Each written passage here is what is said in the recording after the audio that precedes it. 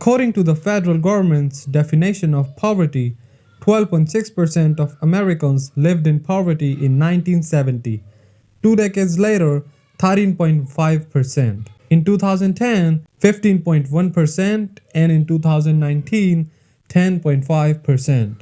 The graph shows the percentage of Americans living in poverty over the past 50 years looks like a series of gradually shopping hills. During time, the line gradually curves up, then curves down, then back up, remaining stable under Democratic and Republican administrations, rising during recessions and declining during boom years. 40 years ago, only the wealthy could buy smartphones. Yet, during the past few decades, cell phones prices have dropped, and now the majority of Americans, including many low-income individuals, own one. This has caused some analysts, such as senior associates at the Brookings Institution, Ron Haskins and Isabel Sohail, to claim that access to some consumer items, such as TVs, microwaves, and telephones, demonstrates that the poor are not nearly that poor after all. Not at all. No, a cell phone can be consumed.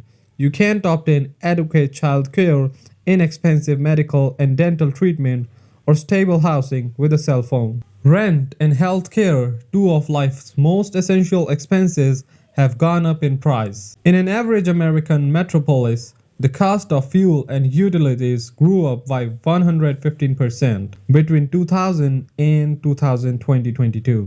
The American poor, who reside at the epicenter of global capitalism, enjoy the same access to affordable, mass-produced commodities as the rest of the country. But that does not mean they have access to the most important things. It is much simpler to be nicely dressed in the United States than it is to be fairly housed, nourished, or treated by a doctor, as Michael Harrington noted 60 years ago.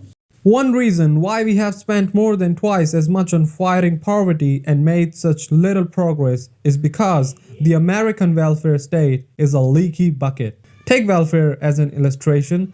About majority of its money were utilized to give single-parent families financial aid when it was handled under the Assistance to Families with Dependent Children program. Nevertheless, when President Bill Clinton changed the welfare system in 1996, creating temporary assistance for needy families, he changed the traditional model into a block grant that provides states a lot of discretion over how to distribute the funds. States have therefore developed fairly inventive ways to use TANF funds. Arizona has paid for abstinence using welfare funds. Arizona has funded its abstinence-only sex education program with welfare funds. Pennsylvania transferred TANF monies to crisis pregnancy centers that oppose abortion. Maine utilized the funds to fund a summer camp for Christians. For every dollar allocated for TANF nationwide in 2020, disadvantaged families received just 22 cents. A sizable portion of government assistance intended for the impoverished never gets to them. Yet, because many of the biggest social welfare programs in the nation give money directly to beneficiaries, this does not entirely resolve the mystery of why poverty has remained so obstinately persistent. Around 85% of the Supplemental Nutrition Assistance Program budget goes into funds, food stamps, and nearly 93% of Medicaid funds go directly to recipients. It would appear that there are deeper structural dynamics at work, ones connected to how the American poor are frequently exploited. Our failure to address the relentless exploitation of the poor is the main cause of our stagnated progress in reducing poverty. Our inability to address the precedent exploitation of the poor in the labor, housing, and financial markets is the factor contributing to the stagnation of our efforts to reduce poverty. A group says that low-paying jobs account for nearly 23% of American workers, compared to roughly 17% in Britain, 11% in Japan, and 5% in Italy. The majority of the working poor in the United States are aged 35 or older as a result of wages in poverty. Exploitation as a theory of poverty elects a muddled response, prompting simultaneous thoughts of course and but and no. Although the term carries a moral connotation, social scientists have a fairly objective method for evaluating exploitation. We are subjected to labor exploitation when our wages are insufficient in comparison to the value of our labor.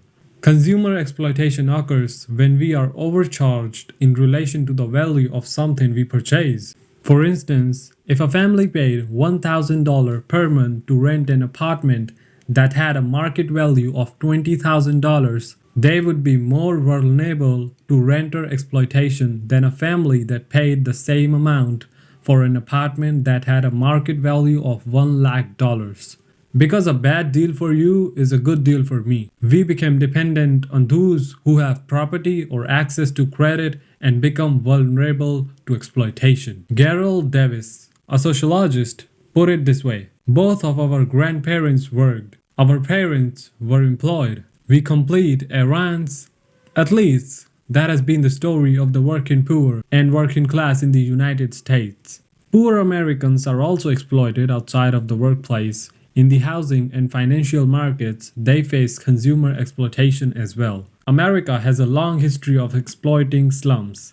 Slums created money because slums generated money. Over the past 2 decades, rent has more than doubled, rising much faster than renters' incomes. In 2021, the median rent will be $1,216, up from $483 in 2000. Why have rents increased so rapidly? This question typically receives the same candid response from experts. They asserted that there is insufficient supply of housing and excessive demand. Landlords have to price extra simply to earn a respectable charge of return. Must they?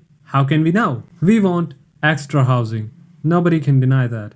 But rents have jumped even in towns with masses of residences to head around. At the start of 2021, nearly 19% of condo gadgets in Birmingham sat vacant, as did 12% of these in Syracuse. And why? Yet lease in the once regions multiplied through kind of 14% and 8%, respectively, over the preceding years. National statistics additionally display that condo sales have always outpaced assets owners' cost in current years, specifically for multifamily residences in negative neighborhoods. Rising rents are not without a doubt a mirrored image of growing running costs. There's some other dynamic at work, one which has to do with the truth that negative people, and mainly negative black families, do not have lots preference in relation to in which they could live. Because of that, landlords can overcharge them,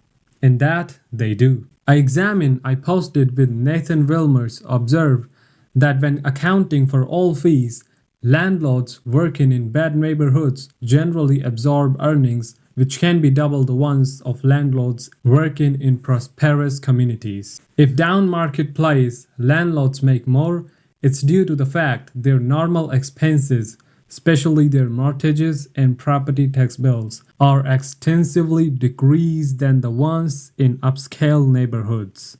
But in lots of towns with common or below common housing fees, suppose Buffalo, now no longer Boston rents, with inside the poorest neighborhoods are not significantly decreased than rents with inside middle magnificence sections of town. From 2015 to 2019, median month-to-month lease for a two-bedroom condo with inside the Indianapolis metropolitan vicinity was $991. It was $816 in neighborhoods with poverty fees above 40%, simply around 17% less. Rents are lower in very poor neighborhoods, but not as much as you might think.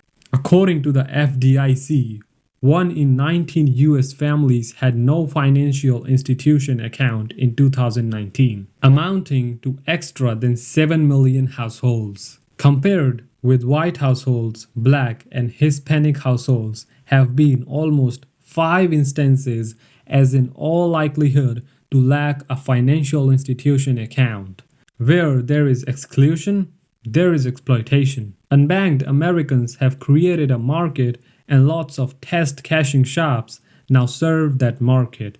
Check cashing shops normally fee from 1 to 10% of the total, relying at the kind of test. The manner that employee who's paid $10 an hour and takes a $1,000 test to a test cashing outlet will pay $10 to $100 simply to acquire the cash he has earned, correctly dropping 1 to 10 hours of work. For many, that is optimum to the less predictable exploitation via way of means of conventional banks with their automated overdraft fees. It's the Saturn, you know.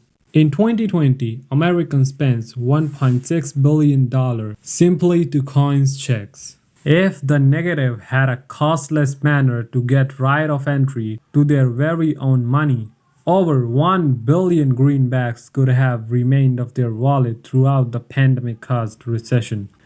Poverty can suggest neglected payments which could break your credit score, but simply as difficult as horrific credit score is having no credit score rating at all. That's the case for 26 million adults within the United States. Another 19 million own a credit score records too skinny or previous to be scored. Having no credit score or horrific credit score can save you from securing an apartment, shopping for coverage, or even touch down a job, as employees are more and more counting on credit score assessments throughout the hiring process. And whilst the inevitable occurs, whilst you lose hours at paintings, or whilst the auto refuses to begin, the payday mortgage enterprise steps in. For maximum of American records, regulators prohibited lending establishments from charging exorbitant hobby on loans.